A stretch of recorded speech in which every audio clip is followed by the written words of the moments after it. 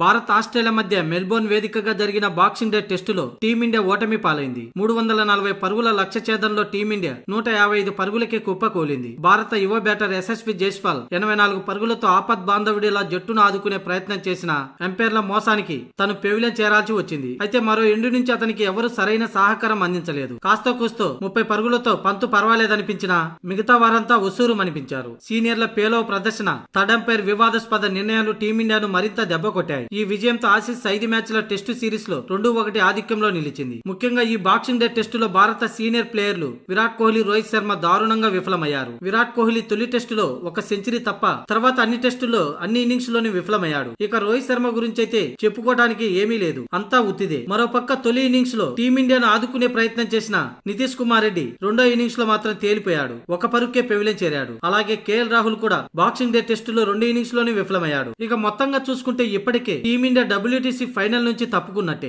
చివరి మ్యాచ్ లో గెలిచినా కూడా ఫైనల్ చేరడం అసాధ్యమే. ఇక ఓటమి మ్యాచ్ అనంతరం టీమిండియా కెప్టెన్ రోహిత్ శర్మ స్పందించాడు. మా నుంచి సరైన ప్రదర్శన రాలేదు. ముందుగా బ్యాటింగ్ లో మేము నిరాశపరిచాం, కానీ బుమ్రా, నితీష్ కుమార్ రెడ్డి అసాధారణ ప్రదర్శన చివరి వరకు రాగలిగాం. గెలవడం కోసం ఈ మ్యాచ్ లో మేము చేయాల్సిన ప్రయత్నాలన్నీ చేశాం, కానీ ఆసీస్ మాకంటే అద్భుతంగా పోరాడింది. ఏది ఏమైనా చివరి వరకు పోరాడాలనే ఉద్దేశంతో బరిలోకి దిగాం. దురదృష్టవశాత్తు పోరాడలేకపోయాం. చివరి 2 సెషన్లు అంచనా వేయడం కష్టం, కానీ ఈ మ్యాచ్ లో పుంజుకునే అవకాశాలు వచ్చాయి, కానీ మేము అందిపుచ్చుకోలేకపోయామని రోహిత్ శర్మ పేర్కొన్నాడు. ముఖ్యంగా 4వ రోజు చివరి వికెట్ భాగస్వామ్యం మా ఓటమిని శాసించిందని, 340 పరుగుల లక్ష్యం సులువైన పని కాదని రోహిత్ శర్మ అన్నాడు. ఆ వ్యూహంతోనే డ్రా కోసమే బ్యాటింగ్ కొనసాగించాం, కానీ చివరికి అది సాధ్యం కాలేదని నిరాశను వ్యక్తం చేశాడు రోహిత్ శర్మ.